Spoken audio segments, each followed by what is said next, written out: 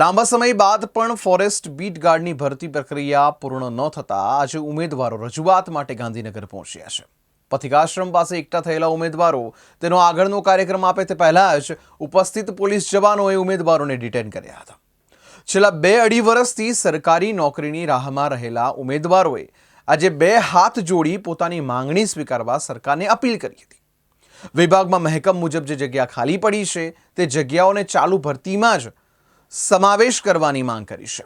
ગુજરાતમાં વન વિભાગની ભરતી માટેની જાહેરાત કરવામાં આવી હતી, જે બાદ 8 થી 27 ફેબ્રુઆરી 2024 સુધીમાં પરીક્ષા લેવામાં આવી હતી. નોંધનીય છે કે 823 પદ માટે 8 લાખ ઉમેદવારોએ ઉમેદવારી નોંધાવી હતી. 4 લાખ ઉમેદવારોએ પરીક્ષા આપી હતી, જેનું પરિણામ જાહેર થતાં જ ઉમેદવારોમાં રોષ ફાટી નીકળ્યો છે. CBRT નોર્મલાઇઝેશન મેથડના કારણે અન્યાય થયો હોવાનો ઉમેદવારોનો આક્ષેપ છે. ત્યારે આજે ફરીવાર પડતર માંગણીને લઈને ઉમેદવારો ગાંધીનગર આવી પહોંચ્યા હતા, જ્યાં પોલીસે 100 ઉમેદવારોની અટકાયત કરી હતી. ગાંધીનગરમાં આંદોલન કરવા આવેલા ઉમેદવારોએ કહ્યું હતું કે મહેકમ મુજબ 500 થી 700 જગ્યાઓ ખાલી પડી છે, તો સરકારને વિનંતી છે કે ચાલુ ભરતીમાં જ તે જગ્યા ઉમેરી દેવામાં આવે, જેથી જે ઉમેદવારોને અન્યાય થયો છે તેને લાભ મળે.